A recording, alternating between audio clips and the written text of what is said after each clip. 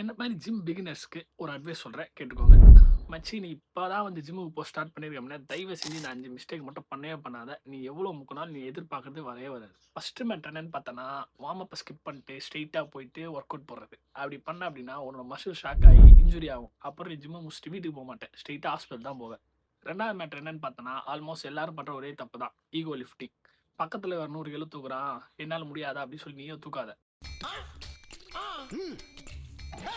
அங்க வேலை செய்றது உன்னோட மசில் கிடையாது அப்புறம். ஈகோ தான். ஸோ, அதனால ஃபார்ம் தான் முக்கியம். அப்புறம் நம்ம வந்து வெயிட் எவ்வளோ பார்த்துக்கலாம். 3வது விஷயம் என்னன்னா, புரோட்டீன கழட்டி விடுறது.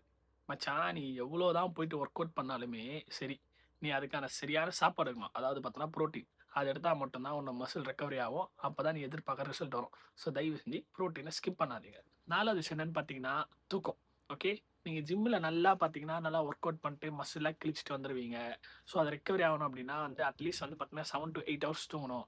நீங்க வெறும் 3 ஹவர் தூங்கி 3 ஹவர் 4 ஹவர் தூங்கிட்டு, "மச்சான் எனக்கு வந்து ரிசல்ட்டே வரல. என்னடா இது?" அப்படின்னு சொன்னீங்கன்னா எப்படி வரும்? நல்லா கொறட்டு விட்டு தூங்குங்க. அப்பதான் ரிசல்ட் வரும். 5வது மேட்டர் என்னன்னு பார்த்தீங்கன்னா, கன்சிஸ்டன்சி. நீங்க ஜிம்முக்கு 1 வாரம் போயிட்டு 1 வாரம் ரெஸ்ட் எடுத்தீங்கன்னா எப்படி? ஜிம் நான் வரல. டெய்லி ரன் ஆயிட்டு தான் இருக்கு மச்சி. நீ தான் ஜிம்முக்கு போணும் டெய்லி.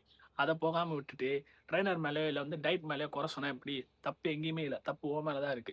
ஸோ, நீ அத பத்திலாம் கவலையே படாத. நீ ஜஸ்ட் வந்து என்ன ஃபாலோ பண்ணிட்டு கமெண்ட்ல ஜிம்ன்னு டைப் பண்ணு. உனக்கு தேவையான வந்து மீல், அப்புறம் பார்த்தீங்கன்னா எக்சர்சைஸ், ஒர்க் அவுட் எல்லாமே டீட்டெயிலா பார்த்தீங்கன்னா ஆல்ரெடி ஒரு பிடிஎஃப் ரெடி பண்ணி வச்சிருக்கேன். அது உன்னோட டிஎம்ல தேடி ஆட்டோமேட்டிக்கா வரும்.